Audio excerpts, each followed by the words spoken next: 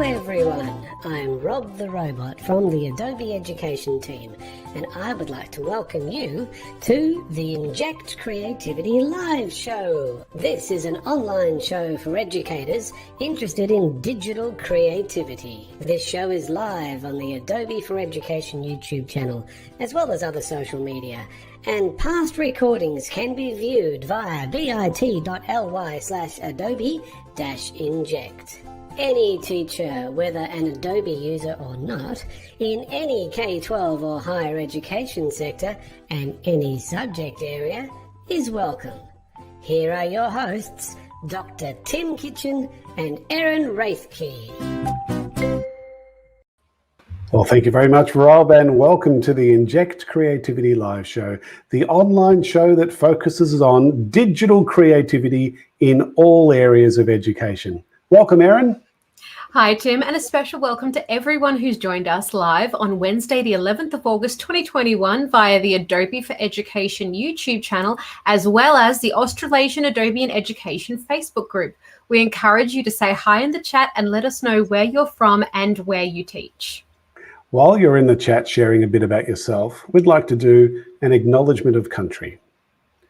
We respect and honour Aboriginal and Torres Strait Islander elders past, present and future, as well as all Indigenous people from the lands we reach out to during this event. We acknowledge their stories, traditions and living cultures. We acknowledge them as the first peoples in our lands, the first scientists and the first creatives, and we commit to building a brighter future together.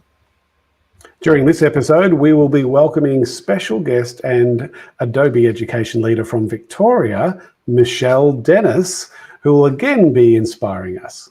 Adobe Education leader Chris Betcher from New South Wales will be our thought leader for this episode. We'll be promoting the APAC Adobe Education Summit that is planned for the September school holidays, as well as a number of other Adobe and Education related resources that you can share with your students and your colleagues. And our behind-the-scenes guru, Adobe Customer Success Manager Jerry Wong, will have a special quiz question for us. You're watching Inject Creativity Live with Tim Kitchen and Erin Raithke. Well, thank you, Rob. Let's now welcome our good friend and the Inject Creativity Live moderator and techie whiz, Jerry Wong. Hi, Jerry. Hi, everyone. Welcome. I'll be looking out for your comments and questions in the chat and posting the most relevant ones. To encourage you to use the live chat, I have an Adobe-related quiz question for you.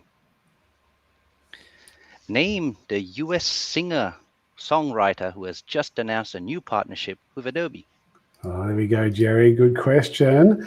Just going to the chat now to see who's going to be the first one to give us a response to that. I can see a few people who are in the chat. We see John's a few familiar faces. Yeah, Heath from Yeppoon. Nice to see you, Heath. And Bronwyn from Macquarie University is with us as well in the chat. I wonder if any of those are going to get the answer correct. If not, anyone else who's with us? There's the question again. Who is the US singer? Oh, well done. Ben has joined us. Well done, Ben. That deserves a proper round of applause. There it is. We've got it now. Congratulations. Hey, look, a double congratulations to Ben as well, who's just become an Adobe Education leader. Woo-hoo! Well done, Ben. That'll do. We very much appreciate you having us in our community, and it's terrific to have you there with us. And it looks like John has also answered it, but John, you just missed out on the timing. So well done, Ben, in getting that right. Although Ben's a little bit apologetic about the spelling, I don't think Billy would mind too much. And Ben is acknowledging that he's very excited to be an Adobe Education leader, as he should be. Well done. Now, folks, popular teenage US singer and songwriter Billie Eilish is again teaming up with Adobe. I think we're on the wrong share screen there, folks. I'll just jump to the right one. There we go. Teaming up with Adobe to inspire and empower anyone to creatively tell their stories.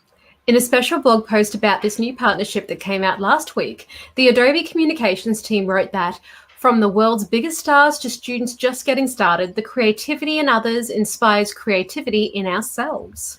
The blog post went on to say, We know that creativity is one of the greatest equalizers and connecting forces in the world. Each time we create, something new is inspired inside of us.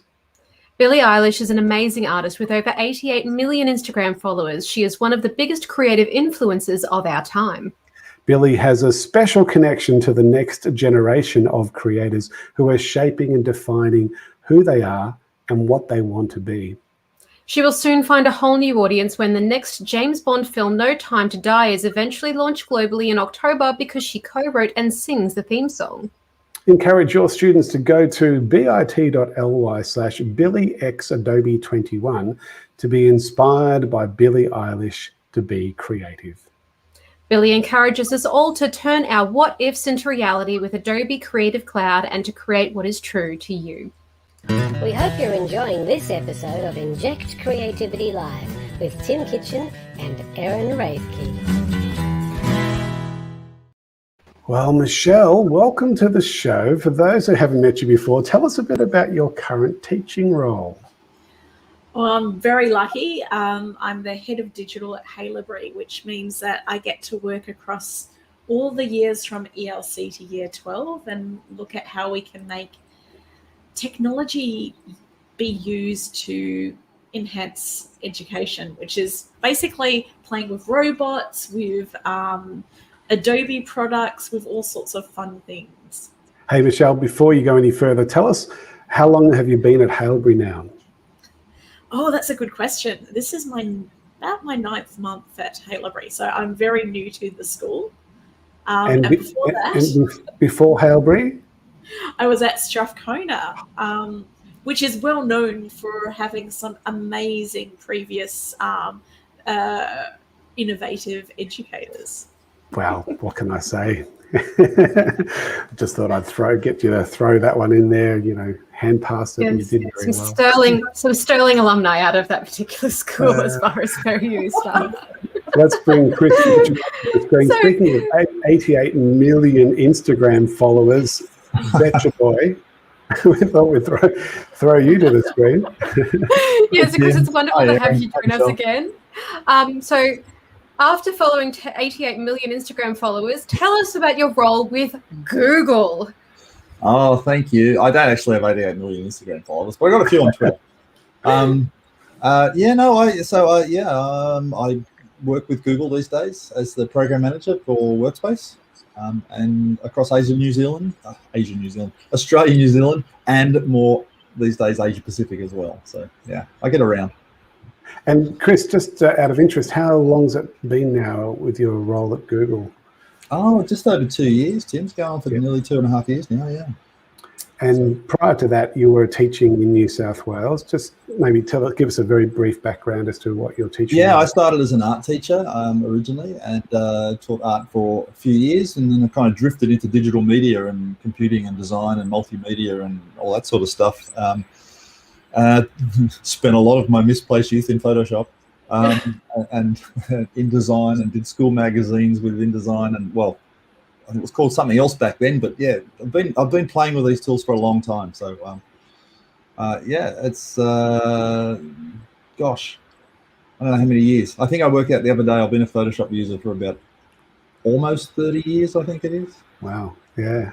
Very early days. And I knew of you when I was teaching at Strathcona all those years ago. Right. And we'd done a few events together and so on. And it's just amazing to see how the opportunities to be doing the jobs that we do now, me with Adobe and you with Google, have developed. And it's been lovely to Absolutely. I think we bumped into each other for the first time at an Apple event. Yes, it could well have been.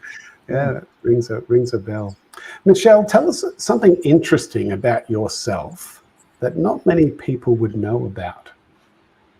Well, I'm going to be talking a little bit about 3D today, and ironically, I've gone old school in my outside of school life. I'm starting to become a potter, so I've now been doing that for 2 years, throwing pots and clay and making a big mess most of the time. Fantastic. That's going to tie in so perfectly with what I want to talk about, Michelle. That is so therapeutic with lockdown as well. You can just go It is meditation because you have to be absolutely still. You can't touch your phone because you're like all covered in clay. And what a great way to unplug. Focused. It is like it's productive meditation because you've got something to show for it at the end. That is amazing. So Chris, can you tell us something about yourself that's not widely known? Yeah, I'm learning to speak Esperanto, which is an unusual language for people to learn to speak. But not if you're Bill Shatner. If it's good enough for Captain Kirk. That correct. Oh, you're an enthusiast. I can tell. That's awesome. I started with Duolingo a couple of years ago, and actually I just passed my 1,000th day straight of Duolingo. And mostly Esperanto. I got bored at times, and I went and did a little Japanese and a little bit of Polish and other things, but mainly Esperanto. And I can read it reasonably well now. I'm still a bit dodgy with speaking it, but it's fun. That is very cool. Very cool. Thank you, Chris, for sharing. Now, Michelle, tell us what you'll be sharing with us during this episode. Well, I know a lot of schools out there do a bit of STEM and STEAM, and as part of that, developing 3D objects is really cool. But if you're trying to 3D print them, it takes way too long and often ends up in some very messy plastic failures. So I'll be showing how you can use Adobe products to do some rapid prototyping so that when you are ready to 3D print, you know it's what you want to get printed. So cut out the waste time. Very nice. And Chris, what will you be sharing with us tonight? Oh, look, a thought leader. What do you put on when you're wearing the thought leader hat? I just had a little bit of thinking about a message that I think all teachers need to hear. So I'll leave it at that. Terrific. All right, we look forward to hearing from both of you very soon. You're watching Inject Creativity Live with Tim Kitchen and Erin Raithke. You may have already noticed that Michelle and Chris are both members of the AEL community, the Adobe Education Leaders community. This is the highest level of Adobe's education community programs, and it is a very exclusive program with only 64 teachers qualifying in the Australasian region, including a brand new one, Ben, who's with us at the moment live. Adobe Education Leaders are active members of the Adobe Education Exchange and are very passionate about using Adobe applications to enhance digital literacy, communication, and creativity skills in schools and universities. They regularly share this passion with a network of educators wider than their own school or faculty and help support the work of the Adobe in Education team around the globe. If you're interested in becoming an AEL, the first step is to do the Adobe Creative Educator program and get your ACE Level 1 and 2 badges at adobe.ly/ACE. When you've been part of the ACE program and shown that you are part of a wide network of educators, you could be in line to be nominated to be an AEL. It's well worth the effort if you're keen to be inspired by an international network of creative educators, connect directly with and support the Adobe Education team, run professional learning for your network with free Adobe software and merchandise. We hope you're enjoying this episode of Inject Creativity Live with Tim Kitchen and Erin Raithke. Well, last week, the Global Adobe Education team, led by Clara Galan, ran the Global Adobe for Education Summit. The theme for the Global Summit was Creativity for the Future, with a focus on building creative skills for the future of work and learning in a post-pandemic world. Over 8,000 teachers from 132 countries registered for this event, which involved 93 presenters and 114 sessions. Most of the sessions were not at suitable times for us in this part of the world, but they were recorded and are now available on the Adobe for Education YouTube channel, which can be found at youtube.com/Adobe for Education. I'm just going to jump into the Adobe for Education YouTube channel now live. And the way to get access to the material that came out of the summit is by going to this button here called Videos, this little tab.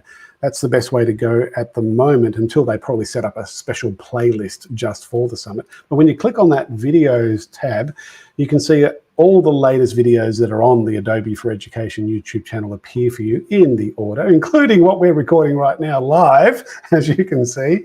And if we go back to the last episode we recorded 2 weeks ago on the 14th of July, directly after that is when we start seeing the material from the Global Summit. And then you can click through those videos and just watch the parts that you want to watch. And actually I'm going...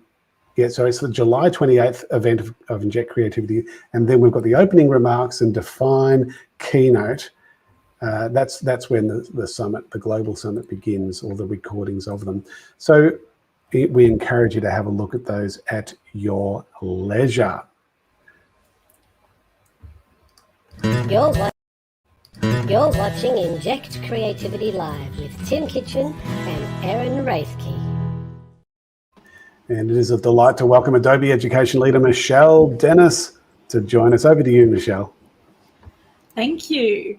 So today what I'm going to show you is how you can take something from like Tinkercad or another 3D program and then translate it into augmented reality using Adobe Aero. So I'm going to start off with a just a simple shape that I've created here in Tinkercad. So this is just my idea of what maybe a perfume bottle could be. So I'm going to take this. I'm going to then want to see it in on my desk or walking around. So what I'm going to do is I'm going to export it. So Tinkercad's incredibly easy to use. I've used it with year 3s. For those of you who aren't in Australia, basically about 8-year-olds up. You just construct it like you almost would do with Lego. Just take your shapes and add them on top of each other. Once you've created your shapes in Tinkercad, I'm going to go to export, and I'm going to export it as a GLB file. And you can see I've already done that in preparation. Now I'm going to go to Adobe Aero. Now, Adobe Aero is part of the Creative Cloud, but it is a beta program. So when you open Creative Cloud Desktop, what you will do is you'll go down to 3D and AR. And inside here, amongst some of the amazing programs that are on there, is Adobe Aero. And Adobe Aero is magic because it allows you to take Photoshop files or 3D objects and bring them into space. Now, it does need an app to actually view them, but to compose them, you can use this desktop app, which is what I'm going to be using here. So I'm going to open Adobe Aero, which is here. And when you first get started, you're going to go create new. Give it a name. So I'm going to say perfume and press OK. And you'll see that I've got my stage here.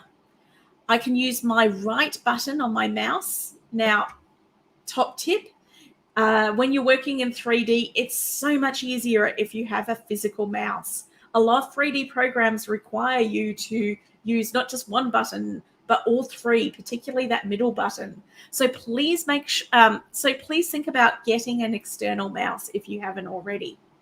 So using my right mouse button, I can look around this stage area and I can see there is nothing in it. I can grab some objects from the left-hand side. So for example, I can take some abstract shapes and add them by just clicking on them to add them to my stage. So there I've got this lovely golden droplet. And you can also do things like rotate them. So if I hover over these buttons here, so you'll see this little blue dot here, that will allow me to rotate that dot so that's no longer pointing up. I'll make it face down. You'll see that there are green items as well. That's a different direction. I'm going to actually move it up on my y-axis so it can float above what I'm doing. So you can see it's quite easy to just drop objects in and then move them around. I'm going to delete this one by clicking on it and pressing my delete button because I don't want to put in someone else's shapes. what I want to do is put in my own shape. So I'm going to go to my downloaded file. I'm going to just drag and drop it into Adobe Aero. And it's that simple. So there's my Tinkercad shape, my Tinkercad perfume bottle. Now, if you have time, you can bring this into Stager and do some really nice texturing so it looks really glass-like. But in this case, I'm just going to use a very simple shape. And I can now make it interactive. So that's one of the cool things I love about using Adobe Aero is you can just have a simple shape that you can see in 3D, or you can take it and you can add some actions. So to add an action, it's on the bottom left-hand side, and it's called Behavior Builder. Like many other interaction programs, what we're looking for are triggers. Triggers are the things that tell it what you need to do and move. So in this case, I'm going to set up a trigger that says when I tap on that perfume bottle, something is going to happen. I can click on action here and choose what I want to happen when you click on that perfume bottle. So for example, I can make it play an audio file. So maybe you could get your students to explain the object and promote it to your customers. Timothy Crossgrove has a really good question, by the way. I'm going to pause for a second. So is it possible to export created objects from Dimension into Aero? Now, absolutely. So what I've done before is bring an object into Dimension, add some nice textures in the Adobe Illustrator file so that it's got a logo on it, and then bring it straight into Adobe Aero. So you can export it from Dimension and bring it into Aero. That's a great question and something that really looks really good. In this case here, my perfume bottle doesn't look as nice as all that. I didn't bring it into Dimension. Instead, what I'm going to do is add an action, and maybe I want to make it play an image, so I can make some images come up so that the client, when they see the perfume bottle, can have some ideas about what your advertising might be. I can have audio so that my students can explain what they've done. But you can also do simple things like just making it bounce. Once you select what the action's going to be, on the right-hand side here, you can change what that looks like. So this is what the bounce looks like. So I can see that went up 100 centimeters. That seems a little bit much. I'm going to change that to 10 centimeters because I'm hoping for a little bit less of a orbital moment. So that's 10 centimeters for my little bounce when you touch it. That looks much, much better. And you can change this so that it's not just once, but it could be infinite, so that it keeps on bouncing over and over and over again. You can also change the motion. So I'm doing something really simple, but you can create some really complex animations here, which can really make your objects shine. Once you've set up your scene with your object, and we can add some more layers to this later, I'm going to go to preview to see what it would look like from a user point of view. So I'm using my right-hand button to have a look around my bottle. That looks like what I want. I'm going to go back to edit, and now I'm ready to share it. So I'm clicking on this share button here. It's in the top right-hand corner, and I'm going to create a link. Now, there are two types of links that you can create. One is a URL link, and I might even pop that into the private chat if anyone wants to share it. But you can also, when you're sharing it and you create a link, get this QR code. And that's a really great way to just open the Adobe Aero app on any iPhone, scan it with that QR code, and you can take this 3D object and see it on your desk or in other space. Now, this has been a really simple example, but you can start getting a little bit more complex. So, For example, I might choose to add, let me see. I might choose to add a table for my bottle to sit on, just to give it a little bit of context. So I'm going to zoom in using my middle button and my wheel. I'm going to take my, I might make the table a little bit bigger first. So I'm going to select the table. I'm going to make it bigger using the resize buttons, which are those squares. And I'm holding down Shift so that my table doesn't lose proportion. I'm going to take my bottle and I'm going to put it on top of the table like so. When I zoom out, you'll see that a little bit better. There we go. And then you can show people, you know, compared to a table, how big would my perfume bottle be? So it'd be quite small. Once again, once you make a change, just go to share to link and you can create a new link to that VR project. It's incredibly easy to use. That's what I kind of love about Aero, because this is just a simple example, but you can bring in Photoshop files, add it, take your layers, blow them apart and turn them into augmented reality artworks, and just put that QR code on the side of next to the real artwork so that people can see it in a new and different way. So there's a whole lot of different ways that you can take this and apply it in the classroom. It's so simple. It's included within your normal Adobe education price cost. So like, you know, it's not anything extra. And the Adobe Aero app on your phone is also available for free. So you don't really need to know too much about it. You don't need to be an expert. It's just drag and drop. That's what I really love about it. So that's my little brief nugget of information on one thing that you can do to make your classrooms a little bit more magic. Thanks, Michelle. That was terrific. I'll just bring Erin back up to the screen too. Now, Michelle, I'm not sure if you saw this episode, but it was a little bit earlier this year, and I think we did one last year too, where Jason from Brisbane, he created a 3D object out of Minecraft. Yes. And he brought it into Aero. And then his a boys' school that he works at, Villanova College in Brisbane. The boys were moving around the playground, walking in and out of their Minecraft world. It was so cool. So there's lots of different ways of creating your 3D objects, but when you bring them into something like Aero, it creates a whole new dimension, a whole new augmented reality experience for them. It's so cool. And Michelle, that's one of the best demonstrations I've seen of Aero on the desktop, because most of the time I've worked with Aero, it's been on my iPhone or my iPad. So it's lovely to be able to see it used in different ways. So thank you so much for sharing with us. Thanks, Tim. I've really enjoyed it. We hope you're enjoying this episode of Inject Creativity Live with Tim Kitchen and Erin Rathke. Adobe have recently launched a major partnership with the Khan Academy.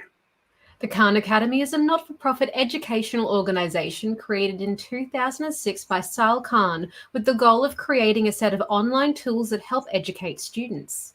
Originally focused on the teaching of mathematics, now with over 120 million registered users, the Khan Academy provides resources for a wide range of curriculum areas.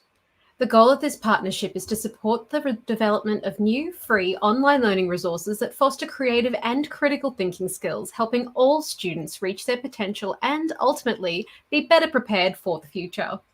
The partnership includes a new course on the Adobe Education Exchange called Teach Creativity with Adobe and Khan Academy, as well as a series of teaching resources. Look up bit.ly/adobe-khan-course21 for more information. The aim of the course and the teaching resources is to help teachers learn how to use creative activities and projects to drive student engagement, deepen their learning, and set them up for future success. We hope you're enjoying this episode of Inject Creativity Live with Tim Kitchen and Erin Rathke.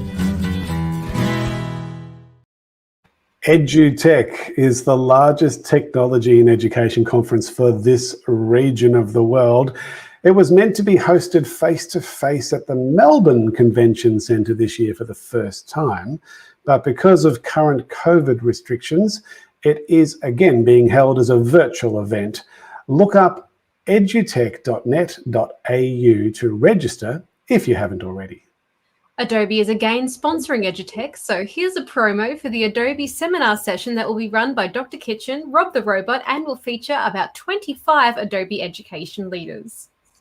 Now, Tim, let's tell the audience what we will be doing during this EduTech seminar session. Well, thanks, Rob. Great idea. During this session, we'll be introducing you to a science student and an English teacher who have had their academic and professional careers dramatically changed for the better thanks to Adobe's digital creativity tools. Hang on, Tim. Did you say a science student and an English teacher? That's right, Rob. Not Adobe's usual specialty curriculum areas. True. Yeah, things have changed over the past few years, and Adobe's new simple-to-use, low-lift and high-impact tools like Adobe Spark are very popular in just about every curriculum area these days. If you haven't experienced the value of Adobe Spark yet, we're going to have a hands-on aspect to this session involving the creation of an Adobe Spark project. I've told you my favourite Adobe apps. Well, we're going to hear from lots of teachers from around Australia and New Zealand share their favourites, and I'm tipping that Adobe Spark is going to highly feature. We're going to hear from some of the global members of the Adobe education team, and we'll be leaving you with a number of resources and references that you can use to further enhance your professional development and share with your colleagues and students. And we're looking forward to connecting with you live for some Q&A, so have those questions ready. You can connect with the Adobe and Education team at any time and at your leisure via adobe.ly/contact-edu-apac. And make sure you visit Adobe's virtual EduTech booth during this conference. Well, there you go. That gives us a little taster of the Adobe seminar session that will be held next Wednesday, August 18 at 11:35 Australian Eastern Standard Time. Look up edutech.net.au to register and get involved. We hope you're enjoying this episode of Inject Creativity Live with Tim Kitchen and Erin Raithke. To all Queensland educators out there, Adobe is again involved in the QSite conference to be held on the 21st and 22nd of September in Toowoomba. QSite stands for Queensland Society for Information Technology and Education, and the conference will be taking place at Toowoomba State High School, and Dr. Kitchen will be one of the keynote presenters and workshop presenters. Keynote speakers and workshop presenters. Find out more and register at qsite.edu.au. You're watching Inject Creativity Live with Tim Kitchen and Erin Raithke. We have about 28,700 teachers who have enrolled in at least level 1 of the Adobe Creative Educator program. Please do promote this program with your colleagues via adobe.ly/ACE. The focus is not on Adobe skills, but understanding the importance of creativity in education. If you'd like to be guided through Level 1, Dr. Kitchen is running the next Be a Creative Educator course on Monday the 30th of August, 4 p.m. to 6:30 p.m. Australian Eastern Standard Time. More information can be found at our new short URL for this site, adobe.ly/creative educator. Here are some members of the program sharing why you should be involved.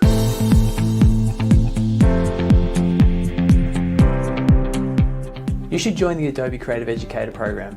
You'll learn more and more about why creativity is such an important skill to teach our students. You should join the Adobe Creative Educator program because it's such an amazing community of inspiring educators where everyone shares what they learn and the tips and tricks they learn with using Adobe products, but we also learn from each other as well. It's a really supportive group of people. Because it's a great way for educators to stay connected with creative industries. If you're not an Adobe Creative educator yet, why not? It's time to get there. Great place to meet like-minded teachers, share resources, and get some great inspiration of other very creative individuals. You should be an Adobe Creative Educator because it opens up a universe of ideas, resources, and access to amazing and inspirational professionals whose ideas and application and philosophies are incredibly inspirational and have helped me improve my practice, and I bet they'll do the same for you. You should join the Adobe Creative Educator program because we need to do more than just talk about how important creativity is. We need to actually do it. Hi folks, well it's now time to welcome our education thought leader for their 5-minute gem to inspire us and make us think more deeply about the importance of our role as educators. And our thought leader for this episode of Inject Creativity Live is Adobe Education leader Chris Betcher, Program Manager with Google for Education. Chris, over to you. Saluton, Timo. Mi volas rakonti al vi rakontoj pri kreativo. No idea, but it sounds great. It sounds lovely. Good. About creativity. We need some closed captionings happening there. Over to you, mate. All right, no worries. Thank you. I just want to tell you guys 2 stories about creativity, and I've called this Getting It Wrong, right? 2 stories about the value of making mistakes. So the first story is this. In August the 8th, 1969, a photographer walked out into a street in London and took this photo. And some of you might recognize where I'm going with this photo. This photo is obviously Abbey Road, okay? The famous shot where the Beatles took that shot walking across the road. And the photographer who took that shot got up on a ladder and pointed his camera down the road, asked the band to come out and walk across the road. Now, if you're observant and you know the album cover I'm talking about, this is not it. If you look at the legs there of the characters, they're all wrong, right? Paul's dragging his foot. George, don't know what George is doing. Like, that's wrong. So he took another photo. They were walking the other way across the street this time. He literally made them walk across the street and walk back across the street and walk back across the street. So he took a second photo. That's pretty ordinary. He took another photo. There's all these cars coming in the background. And again, like, I don't know what George is doing there. And then there was this 4th photo, and I have no idea what the 3 at the back are doing. And then there's a bus coming down the road. Anyway, this was photo number 6. And John's wandering off at an angle. I don't know what that's about. And George is down the back daydreaming. I don't know what that's happening. Photo number 5 got it all right.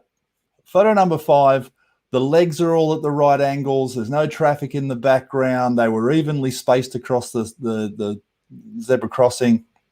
That was the winner. And it was interesting that there are only 6 photos. The photographer who took this to make that album cover took 6 photos, and one of them was the money shot, obviously, and the others were pretty ordinary. And the reason I love that story, and by the way, there's a little URL down the bottom there, thebeatlesbible.com, if you're interested in reading the story. The neat thing about that is that this photographer took the 6 photos and chose one. And the reason I think there's a lesson in that for everyone is this.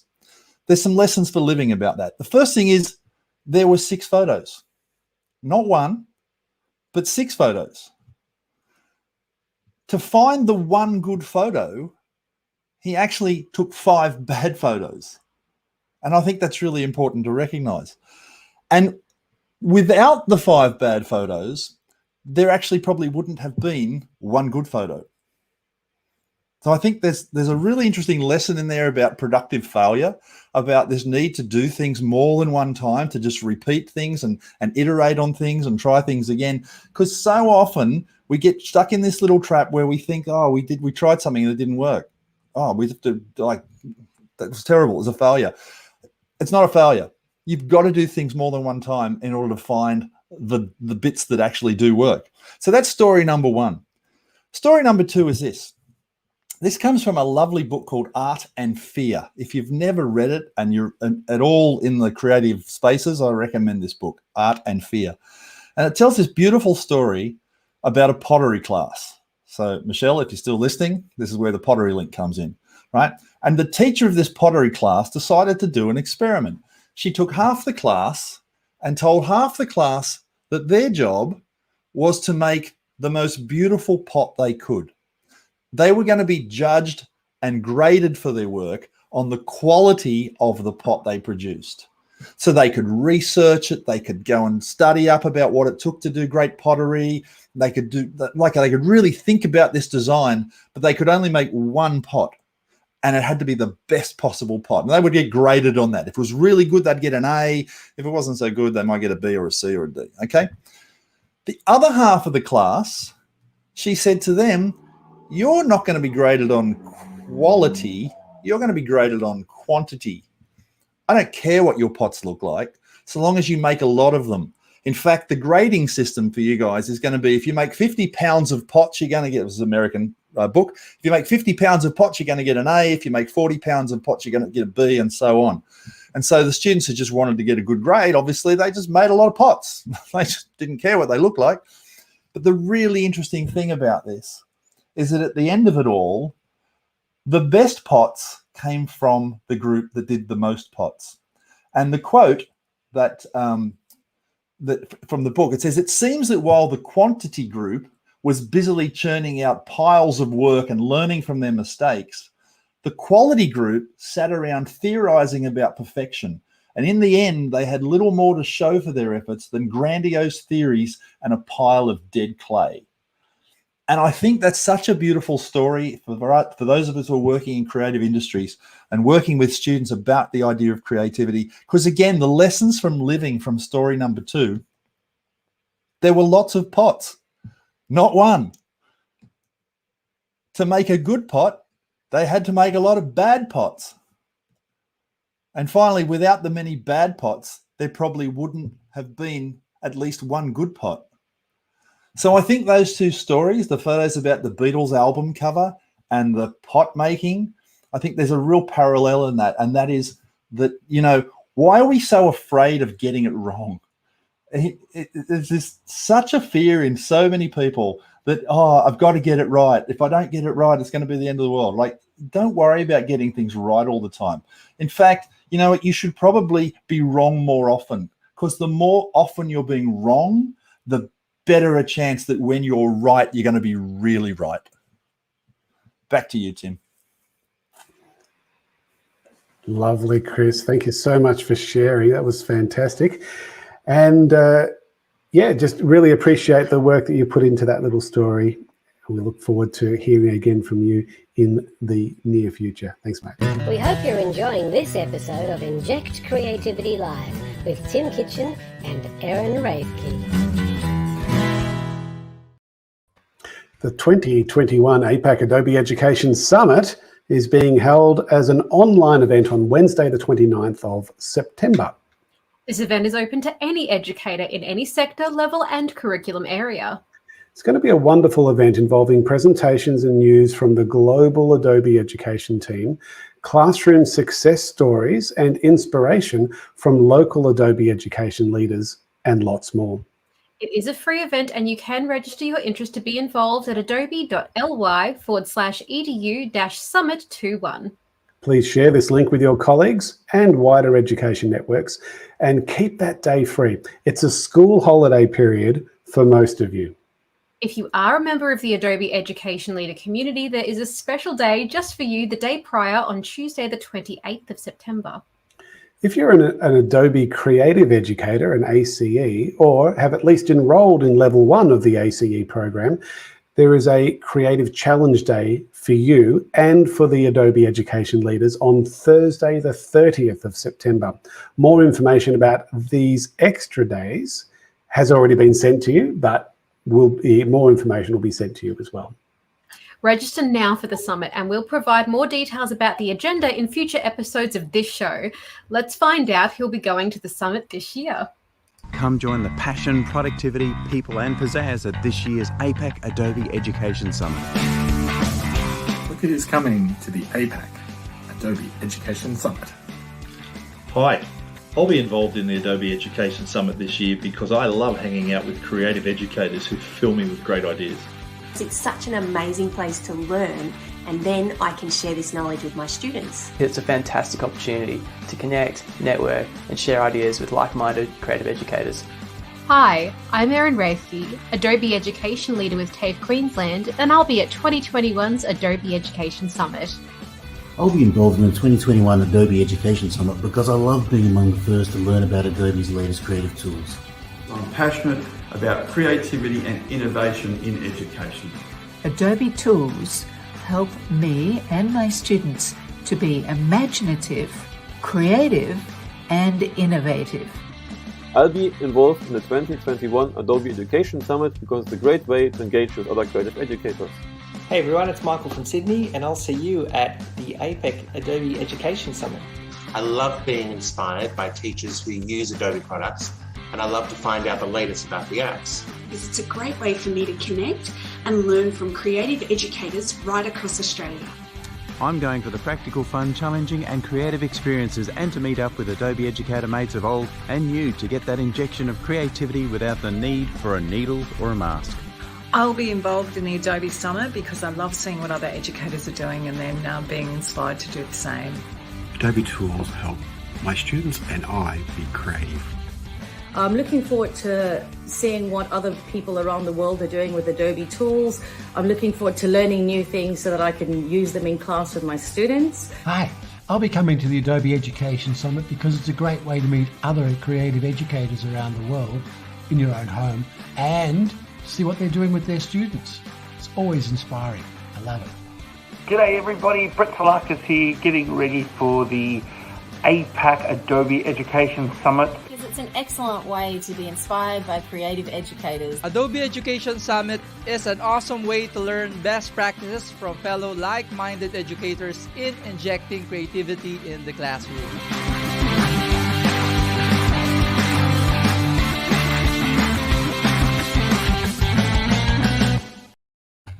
And thank you to all the Adobe education leaders who contributed to that clip. I've been getting some great video clips from the AELs recently. Here is what Eden Carey from Western Australia shared about how she uses Adobe tools to inspire creativity at Santa Maria College.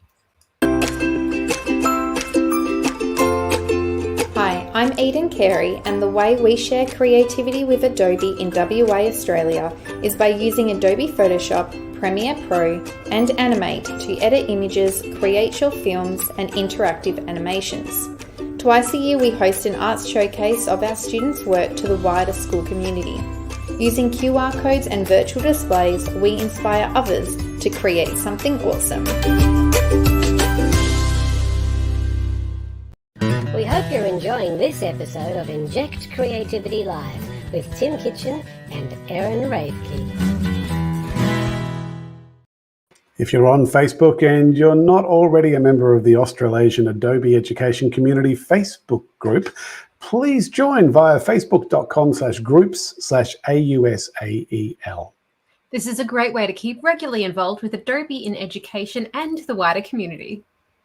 Our next Inject Creativity Live event will be on Wednesday, the 25th of August at 6:30 p.m. Australian Eastern Standard Time.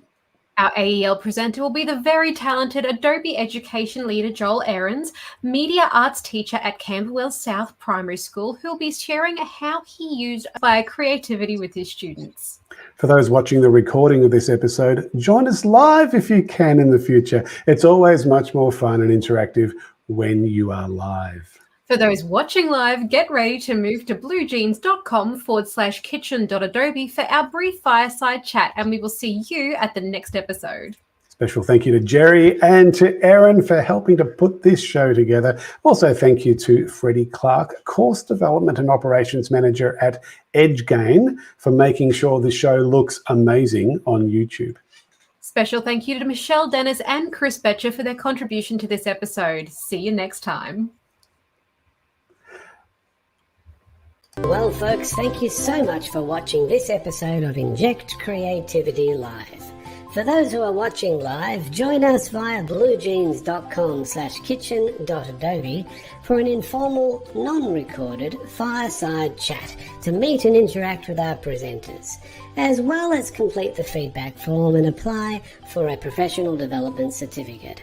If you are not watching this live, join us live next time. Use this QR code or link to find out more about dates and topics. On behalf of Dr. Kitchen and Erin Raithke, don't forget to keep being creative.